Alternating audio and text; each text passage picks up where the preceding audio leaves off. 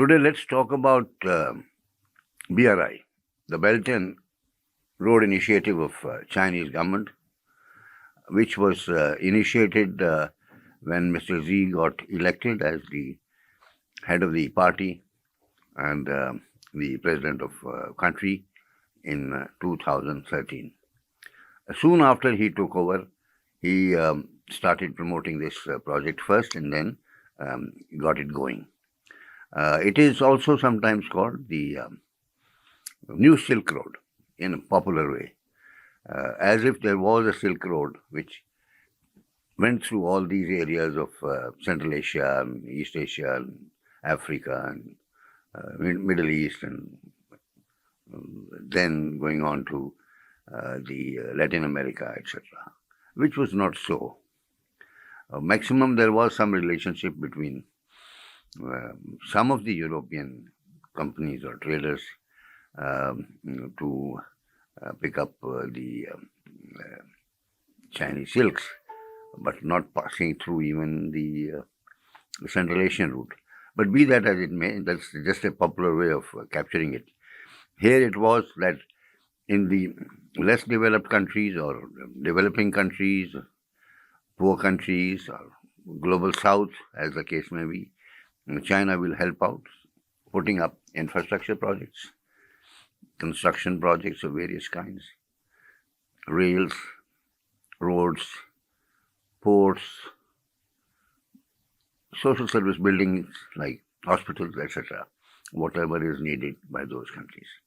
Now, there was just this grand vision, but there was no grand document in the beginning that, we will be going through such and such countries and doing such and such projects and all that, because that will all evolve. Mr. Xi almost indicated but did not commit the country to, and he could not have committed the country to. It was not a government project as such, because it will be funded by the Chinese banks. And when the need be, there will be some involvement of the companies which will do these constructions. So, as of now, in 2023, recently the BRI forum met. It's a forum of all the countries where BRI project has financed, and that number has become quite large. I think it is 128 or so, but I'll correct it if it is not so. So there hasn't been a single project in the history, actually, which has spanned so many countries, not the multilateral institutions, and the size is far, far bigger. It is $1.3 trillion of investment done, $1.3 trillion of investment. World Bank put together in all the years would not have made that much of investment. Now, there has been criticism of this project also, primarily in the Western media, not in the countries in which these projects have come up. There have been few projects out of these 12,000 odd projects where there might have been some problems. There might be 5 to 10% projects where the countries have difficulties in returning the money. It's not aid after all, it is investment. And there is one element in this, just like the element is there in other multilateral banks, that there are variable interest rates. If the overall interest rates go up, the interest rate for the project funding also goes up. So I accept that. Now let's just look at the broad numbers. First of all, the thrust areas are transport and communications and geopolitical links.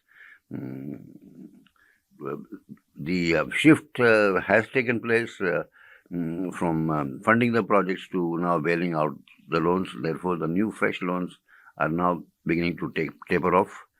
The amount given for the fresh loans has gone up from 5% in 2013 when the project started to 58%, which is expected actually. Now, the source of this data is AID data, AID, which is Institute of Statistics in Williams and Mary Institute, University, in Virginia, USA. Now, 80% of China's overseas portfolio is in financially distressed countries as defined by the IMF. Now, some people might say it's a bad thing. If it was a purely private lending institution, perhaps it is a bad thing. But for a developmental organization, it's perhaps a good thing that you have given loans and you have made infrastructure which should be generating money. If it's a railway system, it should generate money. If it is port, it should generate money. Airport, then it should generate money. So these are economically viable projects, not just vanity projects. That you make huge parliament buildings and huge monuments of some kind, which are not going to generate any revenue for you.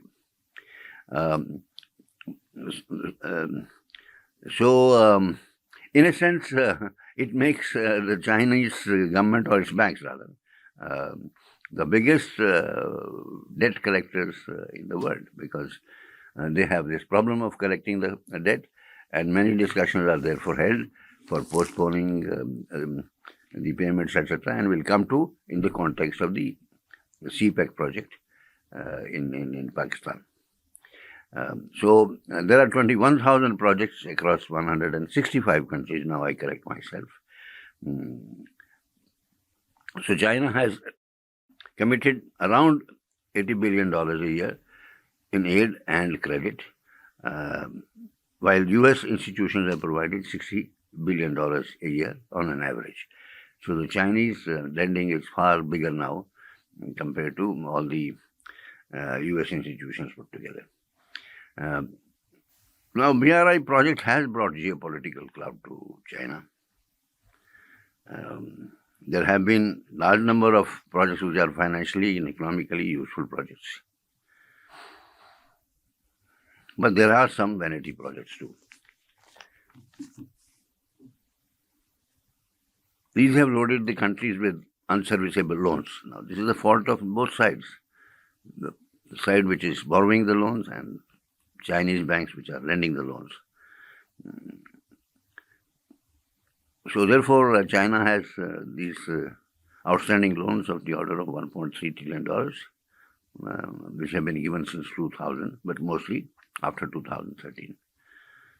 Almost all of them are loans. Now almost all are adjustable interest rates, which increase the burden on the poorer countries when their ratings go down. Many have been reconfigured already, which means waiving of the loan or postponing or giving fresh loans to take care of the earlier loans and interest outstanding. One complicating issue is that such countries also owe money to IMF and to private lenders, and whose loans to first pay off becomes the issue.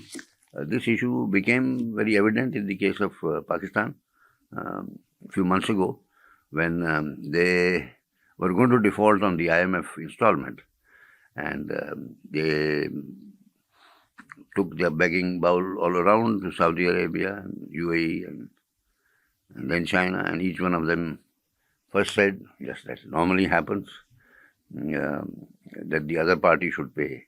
And finally, China gave additional loan to Pakistan to be able to pay off to IMF. IMF, of course, put a lot of conditions on Pakistan, which has tended to increase the price of oil, food, fertilizer, and so on, and has made the life of the common man quite difficult because inflation rates is also quite high. The rupee rate, Pakistan rupee rate, has gone down quite a bit. It's almost 300 rupees to a dollar compared to, let's say, 85 rupees to a dollar Indian rupees. So this Pakistan does become a case study.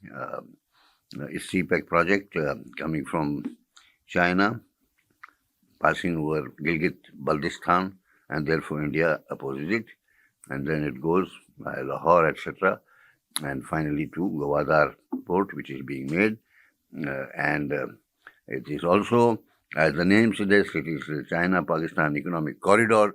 The idea was, and I can say it was because it has not really worked out well so far, is to have economic activities, industrial parks, business parks, institutions, manufacturing, and so on as you come down.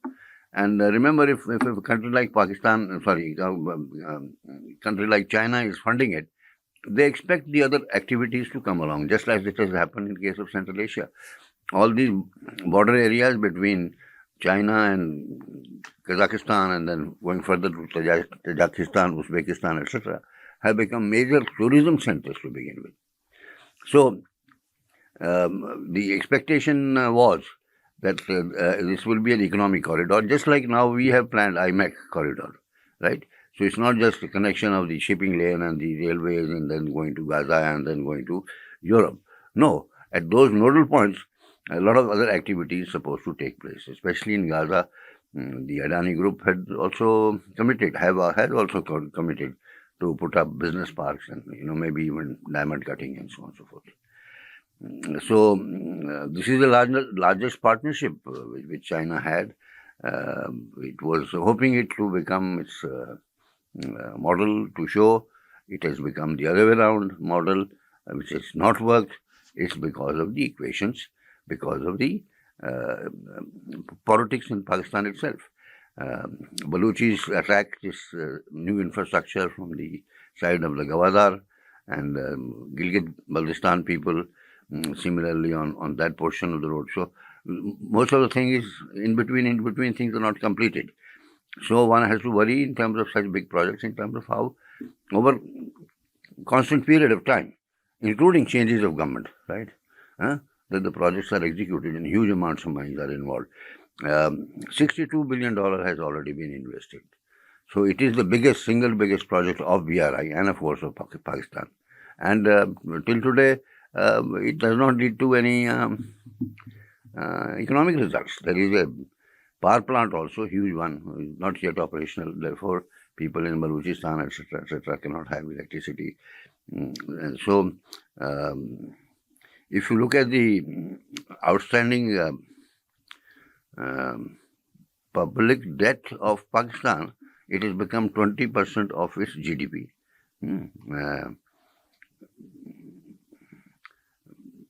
Though Pakistan has reported $20 billion less to the World Bank's debtor reporting system.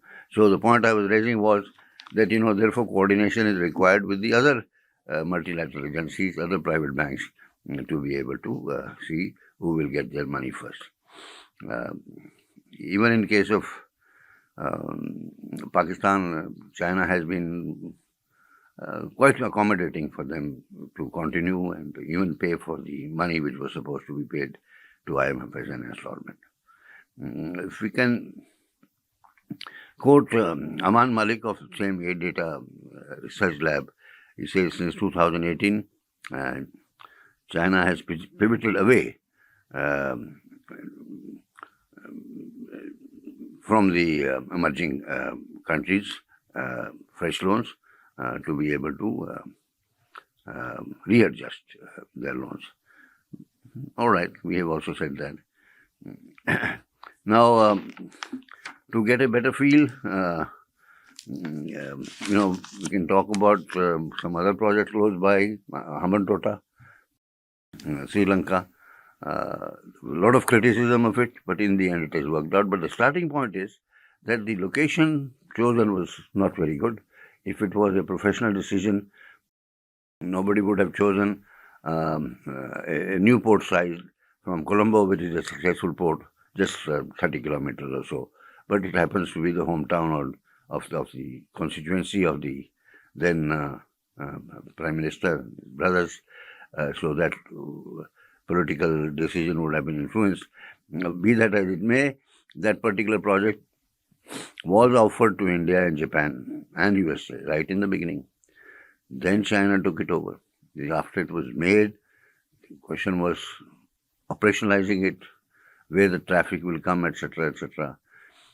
Then again, the offer was made by Sri Lanka to India and Japan to have an operating company. They did not offer it, and finally they went back again to China. Chinese government approached a port management company which accepted it, and so wanted long-term lease. So it's a long-term lease, 99 years, in which first they will take care of all the loan and then pay X amount of money to the Sri Lankan government.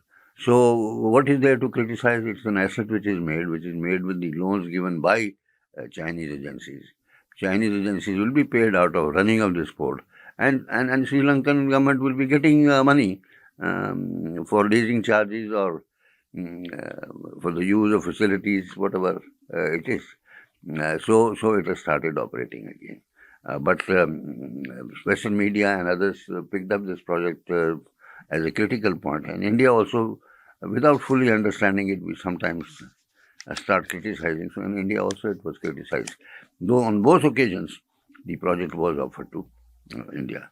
Now, since we're talking about 10 years, therefore 10 years, this is the achievement, the 12,000 projects, large systems of railways and ports and airports and other such projects are working.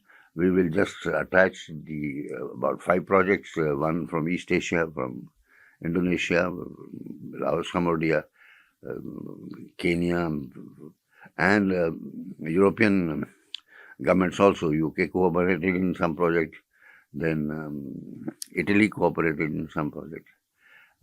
And in that context, China has acquired certain ports also in Europe, for example, Piraeus port, which is going to be part of the IMEC.